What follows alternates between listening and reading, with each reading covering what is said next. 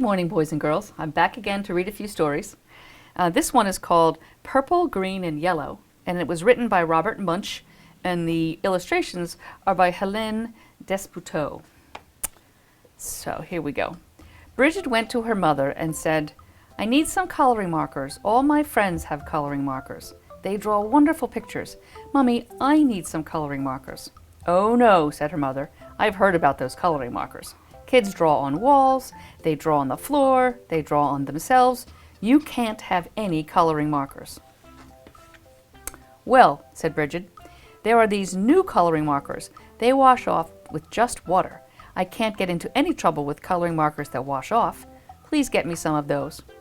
"Well," said her mother, "all right." So her mother went out and got Bridget 500 washable coloring markers. Bridget went up to her room and drew wonderful pictures. She drew lemons that were yellower than lemons, and roses that were redder than roses, and oranges that were orangier than oranges. Her mother was amazed. She said, "Wow, my kid is an artist." But after a week, Bridget got bored. She went to her mother and said, "Mom, can I draw on the wall?" "No," said her mother. "Did I draw on the floor?" "No," said her mother. "Did I draw on myself?" "No," said her mother. "Well," said Bridget, "I didn't get into any trouble and I need some new coloring markers. All my friends have them. Mommy, there are coloring markers that smell. They have ones that smell like roses and lemons and oranges, and even ones that smell like cow plops." "Mom, they have coloring markers that smell like anything you want. Mom, I need those coloring markers." Her mother went out and got 500 coloring markers that smelled. Then Bridget went upstairs and she drew pictures.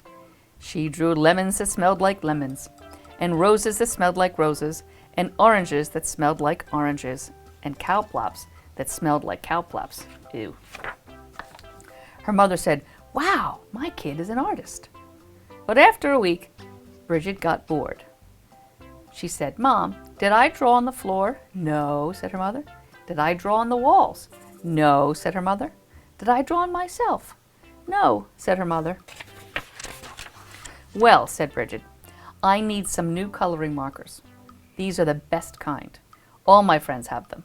They are super indelible, never come off till you're dead, and maybe even later coloring markers. Mom, I need them." So her mother went out and got 500 super indelible, never come off till you're dead, and maybe even later coloring markers. Bridget took them and drew pictures for 3 weeks. She drew lemons that looked better than lemons, roses that looked better than roses, and oranges that looked better than oranges, and sunsets that looked better than sunsets. Then, of course, she got bored. She said, "I'm tired of drawing on the paper, but I am not going to draw on the walls, and I am not going to draw on the floor, and I am not going to draw on myself. But everybody knows it's okay to color your fingernails. Even my mother colors her fingernails." So Bridget took a purple, super indelible, never come off till you're dead, and maybe even later coloring marker, and she colored her thumbnail bright purple. And that was so pretty. She colored all her fingernails purple, black, and orange and yellow. And that was so pretty. She colored her hands red, green, and yellow. And that was so pretty. She colored her face purple, green, yellow, and blue. And that was so pretty. She colored her belly button blue. And that was so pretty. She colored herself all sorts of colors, almost entirely all over. Then Bridget looked in the mirror and said, "What have I done? My mother is going to kill me." So she ran into the bathroom and washed her hands for half an hour. Nothing came off. Her hands still looked like the mixed up rainbows. Then she had a wonderful idea. She reached way down into the bottom of the coloring markers and got a special colored marker. It was the same color that she was. She took that marker and colored herself all over until she was her regular color again. In fact, she looked even better than before, almost too good to be true. She went downstairs and her mother said, "Why, Bridget, you look really good today." "Right," said Bridget. Then her mother said, "It's time to wash your hands for dinner." But Bridget was afraid that the special color would not stick to the colors underneath, so she said, "I already washed my hands." But her mother smelled her hands and said, "Ah, no soap." She took Bridget into the bathroom and washed her hands and face. All the special color came off, and Bridget looked like mixed up rainbows. "Oh no," her mother said. "Bridget, did you color your hands with the coloring markers that wash off?" "No." "Bridget, did you color your hands with the coloring markers that smell?" "No." "Did you use the super indelible, never come off till you're dead and maybe even later coloring markers?" "Yes." "Yikes!" yelled her mother. She called the doctor and said, "Help, help, help! My daughter has colored herself with super indelible, never come off till you're dead and maybe even later coloring markers." "Oh dear," said the doctors. "Sometimes they never come off." The doctor came over and gave Bridget a large orange pill. She said, "Take this pill, wait 5 minutes, and take a bath." So Bridget took the pill, waited 5 minutes, and jumped into the bathtub. Her mother stood outside the door and yelled, "Is it working? Is it working?" "Yes," Bridget said, "everything is coming off." And Bridget was right. Everything had come off. When Bridget walked out of the bathroom, she was invisible. "Oh no!" yelled her mother. "You can't go to school. You're invisible. You can't go to university if you're invisible. You'll never get a job if you're invisible. Bridget, you've wrecked your entire life." "Don't worry," said Bridget. She ran into her room, got the special colored marker, and colored herself entirely all over until you couldn't tell the difference. In fact, she looked even better than before, almost too good to be true. But her mother said, "Bridget, you can't go through life like that. You're just a picture. Everyone will know. Is there something wrong?" "Well, no, they won't." "Yes, they will," said her mother. "No, they won't," said Bridget. "I colored Daddy while he was taking a nap, and you haven't noticed anything yet." "Good heavens," yelled her mother, and she ran into the living room and looked at Daddy. He looked even better than before, almost too good to be true. "Doesn't he look great?" asked Bridget.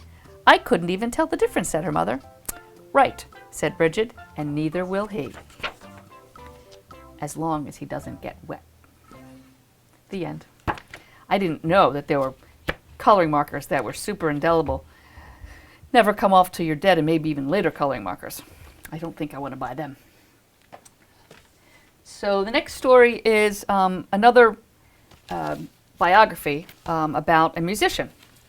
So I'm going to read about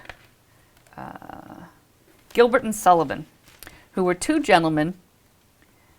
They were a humorist, who was a comic, a person who writes comedy, and a composer. So the humorist was Gilbert, and the composer was Sullivan.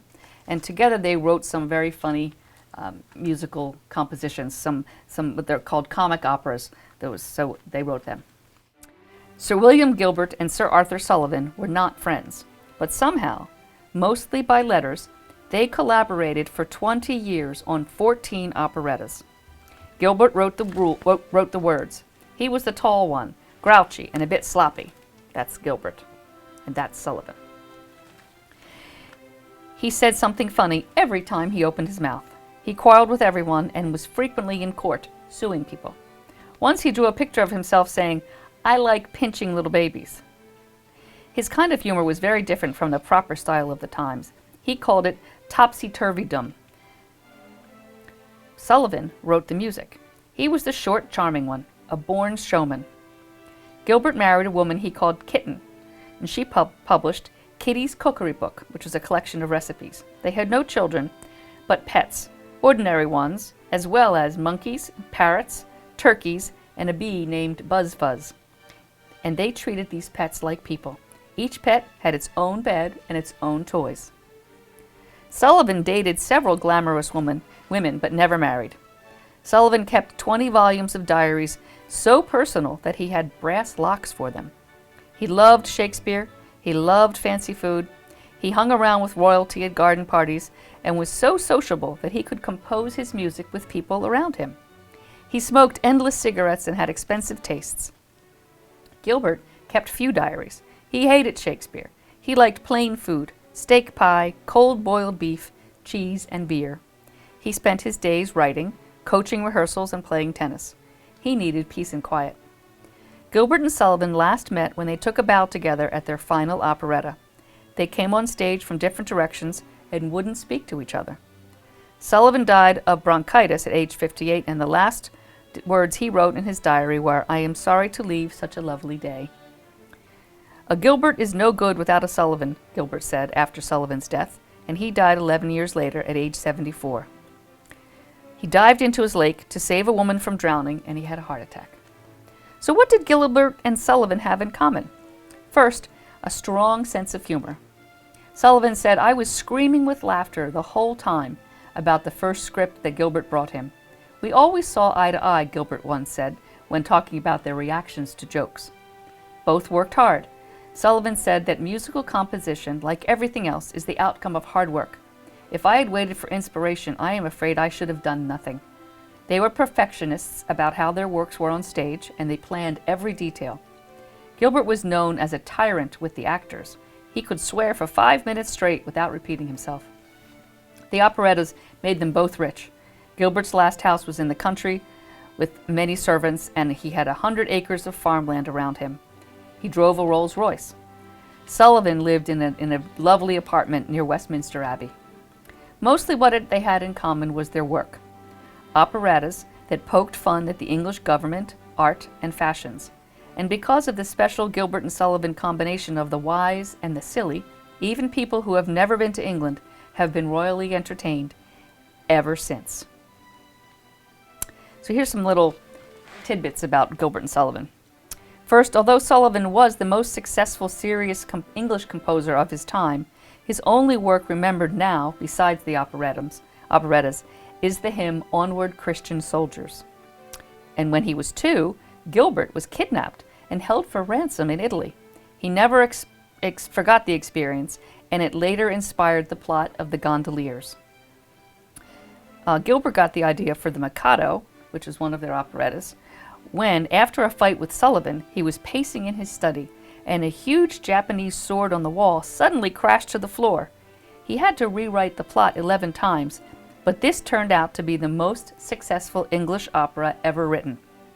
And lastly, HMS Pinafore, which is Her Majesty's ship Pinafore, was another success. It was performed so frequently that at one time, almost every child in England and in America could sing its tunes.